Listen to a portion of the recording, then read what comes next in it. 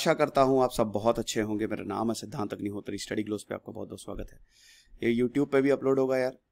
और बता दे रहा हूँ कि इकोनॉमिक्स से करंट अफेयर्स है। साथ ही साथ आपको एक और चीज़ बता दूँ कि आज मैं लाइव आ रहा हूँ, तो भाई 8:30 बजे रात में आना ना भूलें, बहुत ही इंपॉर्टेंट है। तो बॉन्ड यील्ड की बात करते हैं। देखिए 10 साल में अमेरिका का जो ट्रेजरी बॉन्ड यील्ड है, शार्प इंक्रीज देखा है। एक्सपर्ट्स यही बताते हैं कि इसका काफ़ी इनडायरेक्ट इफेक्ट होगा इंडियन इकोनॉमी में। तो सबसे पहले तो हमको बॉन्ड यील्ड के बारे में देखना है। बॉन्ड यील्ड क्या होती है समझिए, समझना है। बॉन्ड यील्ड वैसे मैंने GSAP में भी आपको बताया था, तो इस बार आरबीआई काफ़ी ज़्यादा सुन रहे हैं। बॉन्ड्स क्या होता है, पहले तो बॉन्ड समझिए। बॉन्ड क्या होता है? बॉन्ड एक पेपर है बस कि 10 रुपए, सॉरी छोड़िए, बॉन्ड एक क्या पेपर है। मान लीजिए मुझे पैसा उठाना है मार्केट से, तो मैंने पैसा उठा लिया मार्केट से और मैंने एक पेपर दे दिया आपको। जैसे आपने मुझे पैसा दिया और मैंने आपको एक पेपर दे दिया, वो है बॉन्ड। उस पेपर में लिखा रहता है कि भाई ऐसा है, 1 साल बाद मैं तुमको 110 रुपए वापस कर दूंगा या 120 रुपए वापस कर दूंगा, जो भी है, इतना इंटरेस्ट के साथ आपको वापस कर दूंगा। बस ये सिर्फ और सिर्फ एक पेपर होता है। इसको रेट ऑफ रिटर्न भी बोलते हैं। ये 10 रुपए जो होता है, जैसे 100 रुपए का बॉन्ड है, 10 रुपए आपने प्रॉफिट कमाया, मतलब आपकी यील्ड है। यही है यील्ड, इसी को कहते हैं बॉन्ड यील्ड। ये फिक्स्ड इंस्ट्रूमेंट होते हैं जो कि एक लोन होता है ना। मुझे भाई पैसा चाहिए, मुझे पैसा उठाना है मार्केट से, तो मैंने एक पेपर जारी कर दिया और बोला कि भाई तुमको मैं इतने इतने बाद 110 रुपए दे दूंगा या 120 रुपए दे दूंगा, और 10-20 रुपए आपकी यील्ड हो गई। तो ये कॉन्ट्रैक्ट होता है लेंडर और बोरोवर के बीच में, जिसमें लोन और रीपेमेंट ये सारी चीजें होती हैं। अब इसमें सबसे बड़ी बात क्या होती है? सबसे बड़ी बात यह होती है कि इसमें रेट ऑफ रिटर्न जो है वो फिक्स नहीं होता है।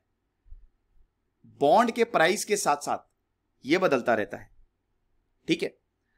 आप ये समझिए कि बॉन्ड के प्राइस, जैसे जैसे बॉन्ड का प्राइस ऊपर जाएगा यील्ड कम होता जाता है। इनवर्स रिलेशन होता है। हमेशा याद रखिएगा कि अगर बॉन्ड का प्राइस ऊपर जाएगा तो यील्ड हमेशा कम होगी। कैसे कम होगी? क्योंकि यहां पे सरकार जो है ये एक फिक्स्ड रेट ऑफ इंटरेस्ट भी दे रही है ना। अच्छा, सरकार की बात करता हूं मैं। देखिए इसमें एक और चीज है। इसमें चीज ये है कि जैसे जो बॉन्ड होते हैं वो 2 तरीके के होते हैं। एक होते हैं आपके सरकारी बॉन्ड, एक होते हैं आपके कॉर्पोरेट बॉन्ड। सरकारी बॉन्ड को GSEC बोला जाता है, ट्रेजरी बिल्स बोला जाता है, ये सब बोला जाता है, ठीक है। अब देखिए, जब अगर प्राइवेट कंपनीज हैं तो आपको पता नहीं कि प्राइवेट कंपनी डूबेंगी कि बचेंगी। हो सकता है डूब भी जाए, हो सकता है बहुत बढ़िया करे, तो उसमें रिस्क होता है। जैसे आपने एक सरकारी, जैसे स्टडी ग्लोस को आपने पैसा दिया, हो सकता है 1 साल बाद कंपनी बंद हो गई, तो आप बोलेंगे मेरा पैसा डूब गया। तो इसके लिए मैं क्या करूंगा, आपको बोलूंगा कि यार देखो डूबे हुए की नहीं, 100 रुपए का बॉन्ड है ये, 40 रुपए, 140 रुपए, 40% रिटर्न दूंगा मैं इस पे तुमको। तो आप क्या बोलोगे, यार हाई रेट ऑफ रिटर्न है।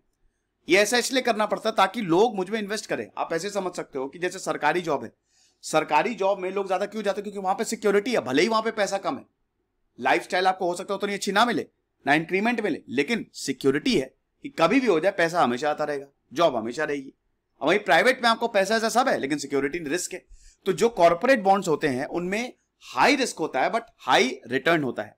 लेकिन जो सरकारी बॉन्ड होते हैं, अब उसमें लो रिस्क होता है लेकिन और लो रिटर्न होता है। अब जब इकोनॉमी, जैसे अभी पैंडेमिक है, अब इकोनॉमी नीचे जा रही है, तो इसमें अक्सर क्या होता है कि जो इन्वेस्टर्स हैं, जैसे मैं हूं या आप हो, तो आपको लगता है कि यार भाई इकोनॉमी बहुत तेजी से नीचे जा रही है, अब इसमें बहुत सारी कंपनीज बंद होंगी, तो मैं क्या करूंगा, कॉर्पोरेट बॉन्ड्स को बेचना शुरू कर दूंगा। अब मैंने क्या किया, मैंने ये बॉन्ड्स को बेचना शुरू किया। मेरे पास जो पैसे है उससे मैंने सरकारी बॉन्ड्स खरीद लिए। अब यहां पे इन्वेस्टर जो है, क्योंकि सरकारी बॉन्ड तो सरकार तो गिरेगी नहीं पैंडेमिक में, जाहिर सी बात है, तो सरकारी बॉन्ड सिक्योर होती है। तो सरकारी बॉन्ड में इतना ज्यादा पैसा लग जाता है, इतना ज्यादा पैसा लग जाता है, खूब सरकारी बॉन्ड, यहां पे इन्वेस्टर्स जो हैं वो सरकारी बॉन्ड में इन्वेस्ट करने लगते हैं कि उसकी प्राइस ऊपर जाने लगती है। और मैंने क्या बताया था, जब प्राइस ऊपर जाएगी तो बॉन्ड यील्ड कम होता जाता है। अब ये ऐसा क्यों होता है? देखो इसको एक एग्जांपल से समझते हैं। बॉन्ड का प्राइस वेरी होता रहता है। याद रखना कि जैसे मान लो एक सिंपल सा एग्जांपल कि अगर मैंने कोई चीज से मास्क है, मास्क मैंने 10 रुपए का खरीदा, 10 रुपए का खरीदा। अब अगर मास्क की डिमांड बहुत ज्यादा बढ़ गई, बहुत ज्यादा बढ़ गई, तो मेरा मास्क महंगे में बिकेगा। सप्लाई कम है, महंगे में बिकेगा। मैं अपना 10 रुपए का मास्क 15 रुपए में बेच दूंगा, यानी कि मुझे 5 रुपए का फायदा हो। डिमांड और ज्यादा बढ़ गई तो मैं अपना मास्क वो जो जिस दूसरे इंसान को बेचा वो 20 रुपए में बेच देगा। अब क्या है कि यहां पे डिमांड बढ़ती जा रही है, समझ रहे हो? तो रेट बढ़ता जा रहा है। यही बॉन्ड्स के साथ होता है।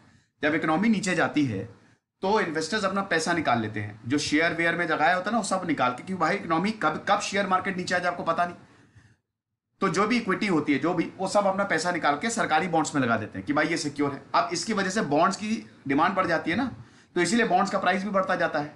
अब जैसे एक इंसान ने 110 रुपए का बॉन्ड खरीदा, वो किसी को 100, वो जब अगला अगला जब वो बेचेगा तो ऐसे 101 के सेकेंडरी मार्केट में, भाई प्राइमरी मार्केट, प्राइमरी क्या आपने सरकार से खरीदा, लेकिन जब आप बेच रहे हो क्योंकि डिमांड इतनी ज्यादा हो गई है बॉन्ड की, क्योंकि इकोनॉमी नीचे जा रही है, हालांकि इसके बहुत सारे रीजंस होते हैं, इकोनॉमी नीचे जा रही है, बॉन्ड का प्राइस बढ़ता गया। अब ये बॉन्ड काफी महंगा हो जाएगा। हो सकता है आपने 100 रुपए का बॉन्ड खरीदा, ये 150 रुपए का हो जाए, लेकिन इंटरेस्ट तो उतना ही है ना भाई, इंटरेस्ट तो 10% है, तो आपको तो घाटा हो गया। ये जितना आपको मिलना चाहिए था इंटरेस्ट, सरकार तो उतना ही इंटरेस्ट दे रही है आपको, बॉन्ड का प्राइस बढ़ रहा है। तो इसीलिए कहते हैं जब बॉन्ड का प्राइस बढ़ता है तो यील्ड नीचे जाती है। अब ये अच्छी बात नहीं है। क्यों अच्छी बात नहीं है? क्योंकि देखो भाई अभी 6% से ऊपर इंटरेस्ट चला गया था, इंटरेस्ट रेट। तो अब अच्छी बात इसलिए नहीं क्योंकि भाई सरकार को इंटरेस्ट देना पड़ेगा ना, सरकार को अपनी जेब से पैसा देना पड़ रहा है, तो सरकार थोड़ी ना चाहेगी। सरकार अगर ज्यादा इंटरेस्ट पे करेगी तो हर कोई बॉन्ड्स खरीदेगा, तो इसीलिए सरकार जो है इंटरेस्ट को कम रखती है। ठीक है, सरकार जो है वो इंटरेस्ट को कम रखती है ताकि बॉन्ड यील्ड जो है वो एकदम बैलेंस रहे और लोग और जगह इन्वेस्ट करें। क्योंकि जब सरकार कम इंटरेस्ट पे करेगी तो लोग शेयर में लगा देंगे, कहीं और लगा देंगे, वरना तो सभी बॉन्ड खरीद लगेंगे, सरकार के ऊपर बर्डन आएगा, है कि नहीं?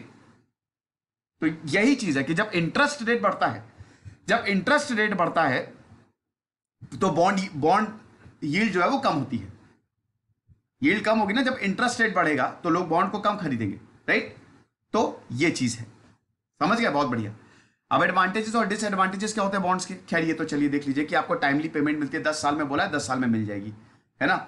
और उसके बाद आप पूरा बॉन्ड जो है मैच्योरिटी तक रखते हैं, उसके बाद आपको पूरा जो अमाउंट है वो वापस मिल जाता है। प्रॉफिट होता है, वही है जब बॉन्ड के, अब जैसे यहाँ पे यही बॉन्ड है, जब भी आप सरकारी बॉन्ड को, जब डिमांड बहुत ज्यादा होती है, जैसे कोविड में सरकारी बॉन्ड्स की डिमांड बहुत ज्यादा हो गई थी, तो इंटरेस्ट रेट बढ़ा दिया था सरकार ने कि भाई बॉन्ड की डिमांड कम हो वरना प्रॉब्लम हो जाएगी।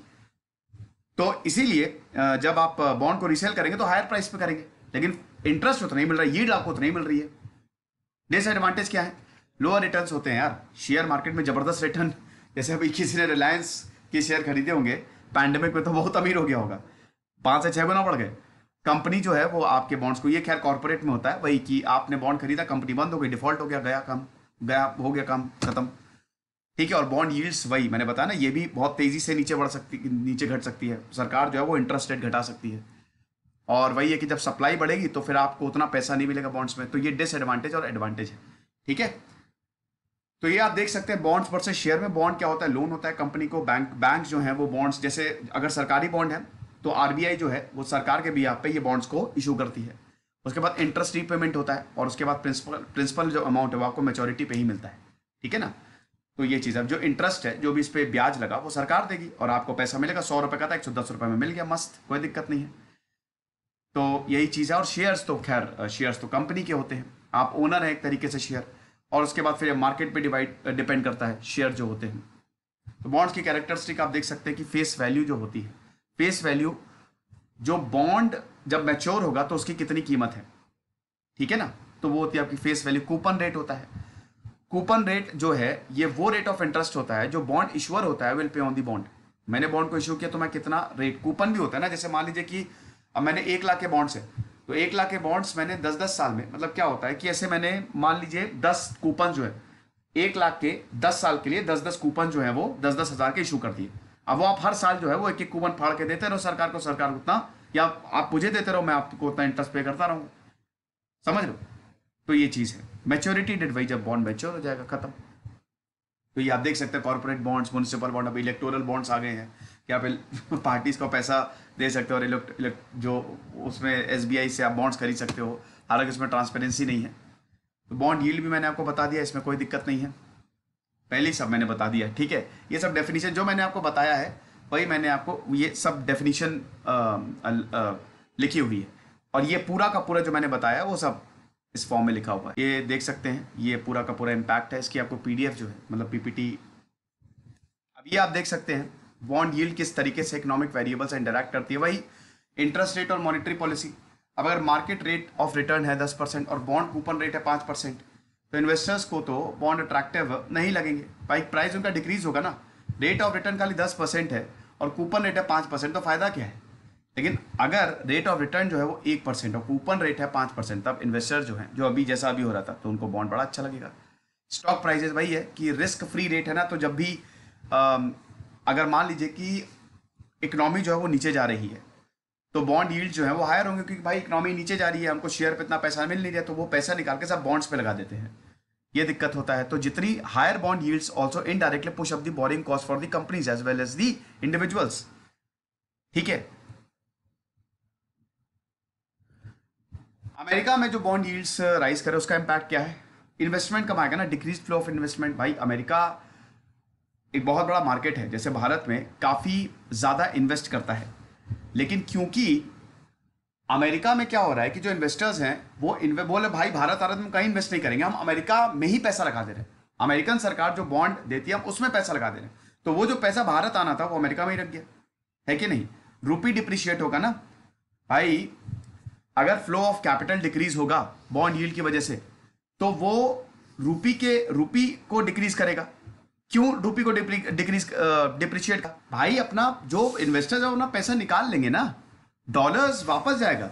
अब डॉलर अगर भारतीय मार्केट से डॉलर वापस जाएगा तो रूपी कमजोर होगा ना, इन्वेस्टर्स जो है वो क्यों यहां इन्वेस्टमेंट करेंगे ही नहीं, वो सारा पैसा निकाल के सब अमेरिका के बॉन्ड यील्ड में लगा देंगे, अमेरिका के बॉन्ड मार्केट में लगा देंगे, तो डॉलर वापस गया, तो रूपी कमजोर होगा, फिर उसके बाद डोमेस्टिक बोरिंग कॉस्ट भी आपकी बढ़ जाएगी, इसी से रिलेटेड खतरनाक हो जाता है भाई ये।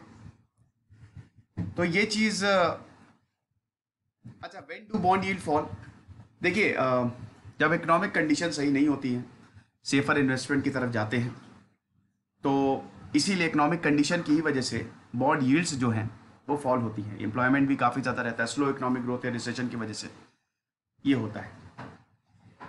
ये दोस्तों लेक्चर था, आई होप आपको बॉन्ड यील्ड के बारे में सब कुछ समझ में आ गया होगा, इसमें कोई दिक्कत नहीं, बहुत ही सिंपल तरीके से मैंने बॉन्ड यील्ड के बारे में आपको समझा दिया। एक्चुअली अप्रैल के करंट अफेयर्स, अब अप्रैल में आपको याद होगा कि कोविड की जो सेकेंड वेव आई थी तो भारत की बैंड बज गई थी, कितनी बुरी हालात हो गए थे, तो ये अप्रैल की न्यूज़ है। खुश रहिए, पढ़ते रहिए, जैसे सिद्धांत अग्निहोत्री साइन।